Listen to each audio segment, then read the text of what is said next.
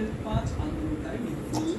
দুপুর ২টার দিকে ঢাকা চট্টগ্রাম মহাসড়কের ফেনী মুনিপাল এলাকায় এই ঘটনা তাৎক্ষণিকভাবে নিহতদের নাম ও পরিচয় জানা যায়। ফেনী ২৫০ শয্যা জেনারেল হাসপাতালের আবাসিক মেডিকেল অফিসার আসিফ ইকবাল বিষয়টি নিশ্চিত করেছেন।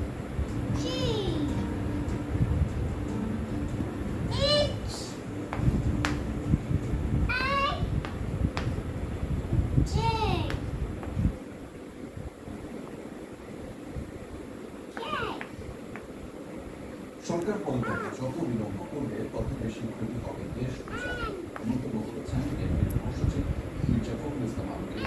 দলের নেতাকর্মী, সব রাজনৈতিক দল ও সাধারণ মানুষকে চলমান আন্দোলনে অংশ নেওয়ার আহ্বান জানিয়েছেন। তিনি বলেন, বর্তমান পরিস্থিতির জন্য সরকারি দায়ী, গণহত্যার পর এখন চাষের মাধ্যমের মধ্য দিয়ে দ্রুত দেশে সরকার নৈরাজ্য সৃষ্টি করতে চায় বলেও দাবি করেছেন বিএনপির মহাসচিব। এতে সম্মিলিত পেশাজীবী পরিষদের সমাবেশে প্রেসক্লাব এলাকায় রণক্ষেত্রে পরিণত হয়।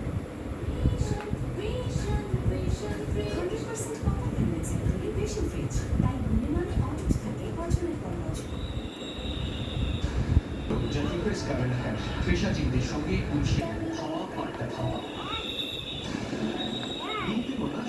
পেশাজীবী ভবিষ্যতের সমাবেশ ছিল প্রেস ক্লাবের সামনে। সমাবেশের এক পর্যায়ে হাইকোর্টের দিক থেকে পুলিশের সামনে ক্রিয়াশন ও ফাঁকাগুলি শত্রুমুখী সংঘর্ষে প্রায় 2 ঘন্টা উত্তপ্ত ছিল প্রেস ক্লাব সেগুনবাগিচা এলাকা।